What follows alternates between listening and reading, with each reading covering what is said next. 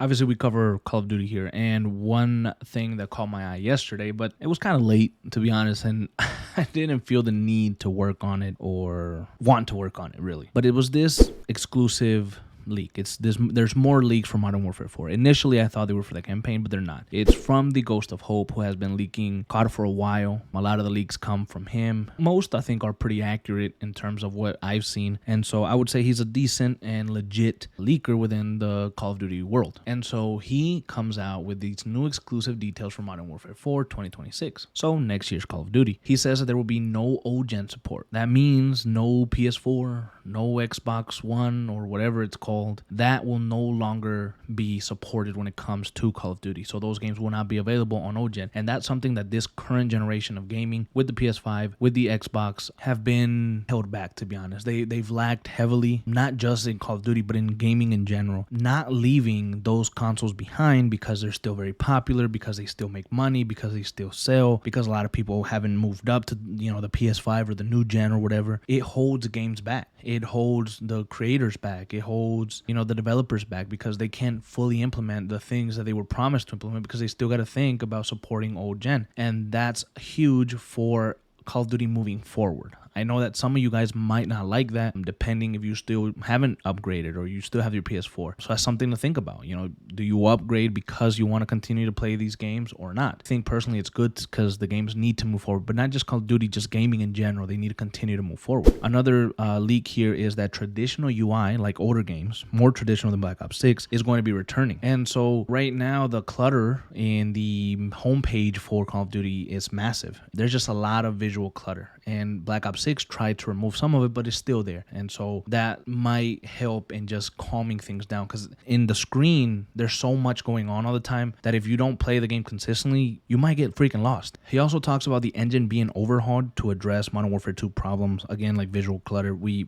basically touched upon that. So just continuing to just see a difference, because another complaint that I've seen is that a lot of the Call of Duties over the past 4 years, I would say maybe 5 years, they've all kind of felt and looked the same. There's no real identity between them, and that's, they play very similar, and that's one of the things that I've seen. And so maybe this engine overhaul might change that. We might get to see something different actually in terms of how the game looks and feels. It states here that the game is being developed on dev kits for the next Xbox. That's something that happens with some games, depending on when they're coming out. So that just means that they're prepping for what's to come in the next generation of consoles, which, believe it or not, will be upon us sooner than maybe we think. And the biggest one here is that no Warzone 3 if Verdansk fails to retain current returning players. Now, as of now, Verdansk is supposed to return on April 3rd, if I'm not wrong. And that means that we're going to be getting the old map with a bunch of different improvements and stuff like that. But they say that if it fails, again, to retain current or returning players, then there will be no Warzone 3, meaning Modern Warfare 4, which was coming out in 2026, will not feature a Warzone. They will no longer be funding Warzone, and that's going to be a big topic, because whether a lot of us here in my channel and what we talk a lot about campaign, and we feel that Warzone maybe,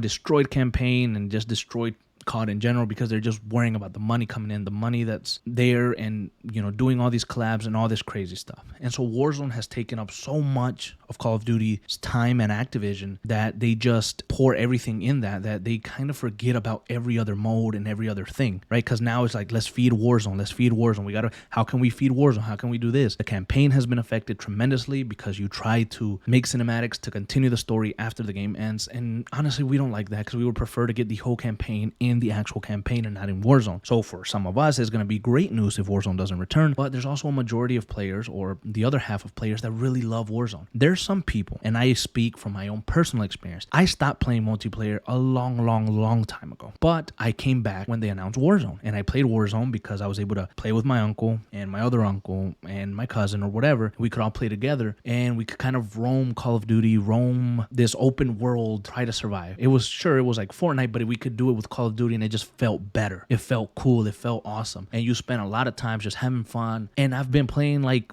exclusively, when I talk about Call of Duty, when I'm playing in my alone time, in my downtime, I'm exclusively only playing Call of Duty Warzone. That's not to say I'm not playing any other games, but when I'm playing with my uncle and my friends or whatever, it's only Warzone. Like, I never think, hey, dude, let's go play freaking zombies. Hey, let's go play multiplayer. We play Warzone. So that other side is going to be affected. I think that Warzone has been part of Call of Duty's identity over the last few years that some people can't even imagine a game without Warzone in it. And somebody commented under the leaks named Westy, Mr. Pro Westy. I'm not sure who that is, but he commented saying, no Warzone would solidify one of the greatest fumbles ever in the history of gaming. Imagine having one of the most viral, successful, and biggest money-making games ever and managing to kill it dead through insane mismanagement. That's true.